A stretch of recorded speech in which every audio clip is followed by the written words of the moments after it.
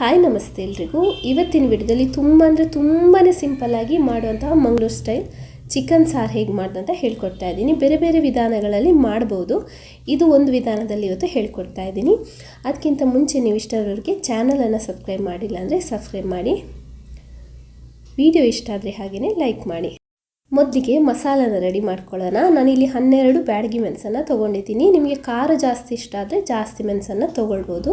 ಇದ್ರ ಜೊತೆ ಸ್ವಲ್ಪ ಗುಂಟೂರು ಮೆಣಸು ಕೂಡ ಆ್ಯಡ್ ಮಾಡ್ಬೋದು. ಡ್ರೈ ರೋಸ್ಟೇ ಮಾಡ್ತಾಯಿದ್ದೀನಿ. ಇದೀಗ ರೋಸ್ಟ್ ಆಗಿದೆ, ತೆಗೆದೊಂದು ಪ್ಲೇಟಿಗೆ ಹಾಕಿದ್ದೀನಿ. ಆಮೇಲೆ ನೋಡಿ, ಒಂದು ಸಣ್ಣ ತುಂಡು ಚಕ್ಕೆ ತೊಗೊಂಡಿದ್ದೀನಿ. ಇದು ತೆಳ್ಳಗಿರುವಂಥದ್ದು ತುಂಡು ಮಾಡಿದ್ದೀನಿ. ಆಮೇಲೆ ಒಂದು ಏಲಕ್ಕಿ, 4 ಲವಂಗ, ಒಂದು ಸ್ಟಾರ್, ಸಣ್ಣ ತುಂಡು ಸ್ಟಾರ್. ಆಮೇಲೆ 3 ಟೀ ಸ್ಪೂನ್ನಷ್ಟು ನಾವು ನಾರ್ಮಲ್ ಯೂಸ್ ಮಾಡ್ತೀವಲ್ವ ಸ್ಪೂನು, ಅದರಲ್ಲಿ 3 ಟೀ ಸ್ಪೂನ್ನಷ್ಟು ಕೊತ್ತಂಬರಿ ಬೀಜನ ಹಾಕಿದ್ದೀನಿ. ಇದನ್ನು ನಾವು ಲೋ ಫ್ಲೇಮಲ್ಲಿ ಡ್ರೈ ರೋಸ್ಟೇ ಮಾಡ್ತಾಯಿದ್ದೀನಿ. ನಾವು ರುಬ್ಬಿ ಹಾಕೋದಲ್ವ, ಹಾಗಾಗಿ ಡ್ರೈ ರೋಸ್ಟ್ ಮಾಡಿದರೂ ಆಗುತ್ತೆ. ಆಮೇಲೆ ಒಂದು ಅರ್ಧ ಟೀ ಸ್ಪೂನ್ನಷ್ಟು ಜೀರಿಗೆ. ಆಮೇಲೆ ಕೆಲವರೆಲ್ಲ ಸಾಸಿವೆ ಚಿಕನ್ಗೆ ಯೂಸ್ ಮಾಡೋದಿಲ್ಲ, ನಾನು ಯೂಸ್ ಮಾಡ್ತೀನಿ. ಒಂದು 1/4 ಚಮಚದಷ್ಟು ಸಾಸಿವೆನ ಹಾಕಿದ್ದೀನಿ. ಸ್ವಲ್ಪ ಇದನ್ನು ಮಿಕ್ಸ್ ಮಾಡ್ಕೊಳ್ಳಿ, ಇಲ್ಲಾಂದರೆ ಒಂದೇ ಕಡೆ ಕರೆಂಟ್ ಹೋಗಿಬಿಡುತ್ತೆ, ಅದಕ್ಕೋಸ್ಕರ. ಆಮೇಲೆ ಸ್ವಲ್ಪ ಮೆಂತೆಕಾಳು, ಸ್ವಲ್ಪ ಅಂದರೆ ಸ್ವಲ್ಪನೇ. ಆಮೇಲೆ ಸ್ವಲ್ಪ ಖಾರಕ್ಕೋಸ್ಕರ ಒಂದು 10ರಿಂದ 15 ಕರಿಮೆಣಸನ್ನು ಹಾಕಿದ್ದೀನಿ. ಆಮೇಲೆ ಒಂದು 1/4 ಟೀ ಸ್ಪೂನ್ನಷ್ಟು ಓಮ್ ಕಾಳು. ನಾನ್ ವೆಜ್ಗೆಲ್ಲ ಓಮ್ ಕಾಳು ಹಾಕಿದರೆ ಒಳ್ಳೆಯದು. ಇದನ್ನು ಡ್ರೈ ರೋಸ್ಟಿಂಗೇ ಮಾಡಬೇಕು.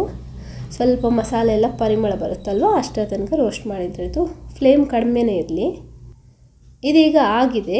ನಾನು ಸ್ವಲ್ಪ ಕರಿಬೇವು ಸೊಪ್ಪನ್ನು ಹಾಕಿದ್ದೀನಿ, ಒಂದು ದಳದಷ್ಟು, ಒಂದು ಎಸ್ಲು ಬರುತ್ತಲ್ವ ಈ ಥರ, ಒಂದು ಹಾಕಿಬಿಟ್ಟು ಗ್ಯಾಸನ್ನು ಆಫ್ ಮಾಡಿಬಿಡಿ. ಅದು ಸ್ವಲ್ಪ ತವ ಬಿಸಿ ಇರುತ್ತಲ್ವ, ಅದರಲ್ಲೇ ಇದು ಕರಿಬೇವು ಸೊಪ್ಪು ಕಾದ್ರೆ ಸಾಕು.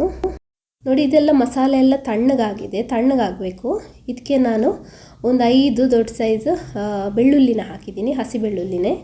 ಒಂದು ಬೆಟ್ಟದ ನೆಲ್ಲಿಕಾಯಿ ಇರುತ್ತಲ್ಲ, ಅದಕ್ಕಿಂತ ಸ್ವಲ್ಪ ದೊಡ್ಡದಿದೆ ಹುಣಸೆ ಹುಳಿ. ಆಮೇಲೆ ಒಂದು ಅರ್ಧ ಈರುಳ್ಳಿ, ಸಣ್ಣ ಸೈಜ್ ಈರುಳ್ಳಿಯಲ್ಲಿ ಅರ್ಧ ಹಾಕಿದ್ದೀನಿ, ಸಾಕು, ಜಾಸ್ತಿ ಬೇಡ. ಆಮೇಲೆ ಸ್ವಲ್ಪ ಅರಿಶಿನ ಪುಡಿ.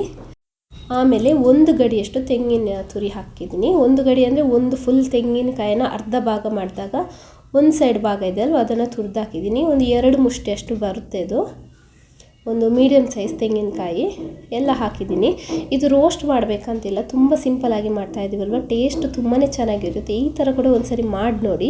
ಇದನ್ನು ನಾನು ನೀರು ಹಾಕಿಬಿಟ್ಟು ಗ್ರೈಂಡ್ ಮಾಡಿ ರೆಡಿ ಮಾಡಿ ಇಟ್ಕೊಳ್ತೀನಿ. ನೆಕ್ಸ್ಟ್ ನೋಡಿ, ಒಂದು ಬಾಂಡಿಗೆ ನಾನು ಸ್ವಲ್ಪ ಎಣ್ಣೆನ ಹಾಕ್ತಾಯಿದ್ದೀನಿ. ನಾನಿಲ್ಲಿ ತೆಂಗಿನ ಎಣ್ಣೆ ಯೂಸ್ ಮಾಡಿದ್ದೀನಿ, ನೀವು ಬೇಕಿದ್ದರೆ ತುಪ್ಪ ಕೂಡ ಯೂಸ್ ಮಾಡ್ಕೊಳ್ಬೋದು. ಆಮೇಲೆ ಒಂದು ಈರುಳ್ಳಿನ ಸಣ್ಣ ಕಟ್ ಮಾಡಿರೋದನ್ನು ಹಾಕಿದ್ದೀನಿ. ಇದನ್ನು ಹೀಗೆ ಕಾಯಿಸ್ಕೊಳ್ಬೇಕು. ಸ್ವಲ್ಪ ಕಲರ್ ಚೇಂಜ್ ಆಗೋ ತನಕ ನಾವು ಇದನ್ನು ಕಾಯಿಸಿದ್ರಾಯಿತು. ನೋಡಿ, ಕಲರ್ ಚೇಂಜ್ ಆಗಿದೆ. ಇವಾಗ ನಾನು ಇದಕ್ಕೆ ಸ್ವಲ್ಪ ಕರಿಬೇವನ್ನು ಹಾಕ್ತಾಯಿದ್ದೀನಿ. ಇವಾಗ 1 ಟೀ ಸ್ಪೂನ್ನಷ್ಟು ಶುಂಠಿ ಬೆಳ್ಳುಳ್ಳಿ ಪೇಸ್ಟ್, ಇದರದ್ದು ಹಸಿ ವಾಸನೆ ಹೋಗಬೇಕು, ಅಷ್ಟರ ತನಕ ಕಾಯಿಸಿದ್ರಾಯಿತು.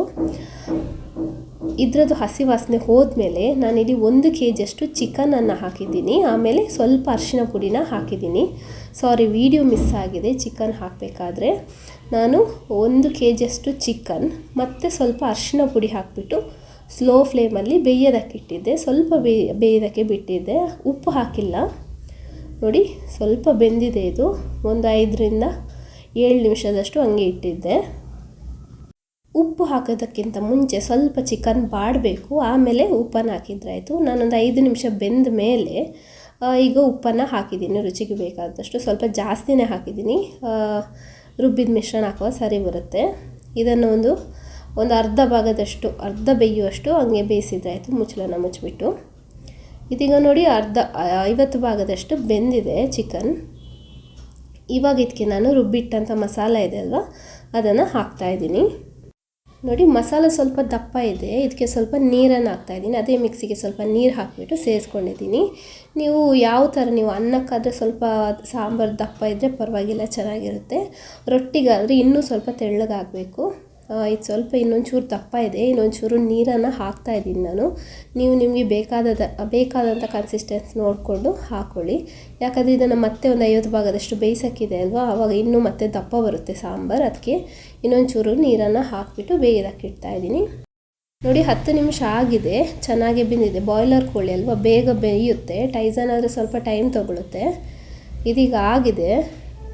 ಅಂದರೆ ಚೆನ್ನಾಗಿ ಬೆಂದಿದೆ. ಇವಾಗ ಉಪ್ಪೆಲ್ಲ ನೋಡ್ಕೊಳ್ಳಿ, ಕಡಿಮೆ ಇದ್ದರೆ ಸ್ವಲ್ಪ ಉಪ್ಪನ್ನು ಹಾಕ್ಕೊಳ್ಳಿ. ಕೊನೆಯದಾಗಿ 3 ಐಟಮನ್ನು ಹಾಕಲಿಕ್ಕಿದೆ, ಅದು ಹಾಕಿದರೆ ಟೇಸ್ಟ್ ಇನ್ನೂ ತುಂಬಾ ಚೆನ್ನಾಗಿ ಬರುತ್ತೆ. ನಾನು ನೋಡಿಲಿ 1 ಟೇಬಲ್ ಸ್ಪೂನ್ನಷ್ಟು ಕಸೂರಿ ಮೆಂತ್ಯನ ತೊಗೊಂಡಿದ್ದೀನಿ. ಇದು ಮೆಂತ್ಯ ಸೊಪ್ಪಿದೆ ಅಲ್ವ, ಅದನ್ನು ಒಣಗಿರುವಂಥದ್ದು, ಅಂಗಡಿಯಲ್ಲೆಲ್ಲ ಸಿಗುತ್ತೆ ಕಸೂರಿ ಮೆಂತ್ಯ ಅಂತ. ಇದನ್ನು ಹಾಕಿ ಟೇಸ್ಟ್ ತುಂಬಾ ಚೆನ್ನಾಗಿ ಕೊಡುತ್ತೆ. ಇದು 1 ಟೇಬಲ್ ಸ್ಪೂನ್ನಷ್ಟು ಹಾಕಿದ್ದೀನಿ, ಪುಡಿ ಮಾಡಿ ರೋಸ್ಟ್ ಮಾಡಿ ಹಾಕಬೇಕು.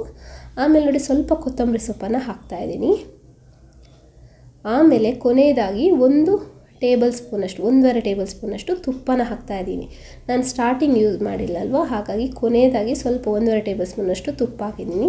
ಈ ಥರ ಕೊನೆಯದಾಗಿ ಹಾಕಿದರೆ ತುಂಬಾ ಟೇಸ್ಟ್ ಚೆನ್ನಾಗಿ ಕೊಡುತ್ತೆ. ನೀವು ಎಣ್ಣೆ ಯೂಸ್ ಮಾಡೋದಾದರೆ ಫಸ್ಟಿಗೆ, ಕೊನೆಗೆ ಈ ಥರ ತುಪ್ಪನ ಹಾಕಬೇಕು, ಟೇಸ್ಟ್ ತುಂಬಾ ಚೆನ್ನಾಗಿರುತ್ತೆ. ಒಂದ್ಸಲ ಚೆನ್ನಾಗಿ ಮಿಕ್ಸ್ ಮಾಡಿಬಿಟ್ಟು ಗ್ಯಾಸನ್ನು ಆಫ್ ಮಾಡಿದ್ರೆ ಆಯಿತು. ಇದಾಗಿದೆ. ತುಂಬಾ ಸಿಂಪಲಾಗಿ ಮಾಡ್ಬೋದು, ಬೇಗ ಕೂಡ ಆಗುತ್ತೆ. ಇದು ತುಂಬ ಟೇಸ್ಟ್ ಕೂಡ ಚೆನ್ನಾಗಿರುತ್ತೆ. ಲಾಸ್ಟ್ ವಿಡಿಯೋದಲ್ಲಿ ನಾನು ಮಂಗಳೂರು ರೊಟ್ಟಿ ಹೇಗೆ ಮಾಡೋದಂತ ಹೇಳ್ಕೊಟ್ಟಿದ್ದೀನಿ, ಅದಕ್ಕೆ ಚೆನ್ನಾಗಿ ಸೂಟ್ ಆಗುತ್ತೆ ಈ ಸಾರು. ನೀವು ಕೂಡ ಈ ರೆಸಿಪಿನ ಟ್ರೈ ಮಾಡಿ ನೋಡಿ, ಯಾವ ಥರ ಬಂತು ಅಂತ ಕಮೆಂಟ್ ಬಾಕ್ಸಲ್ಲಿ ತಿಳಿಸಿ. ವಿಡಿಯೋ ಇಷ್ಟ ಆದರೆ ಲೈಕ್ ಮಾಡಿ.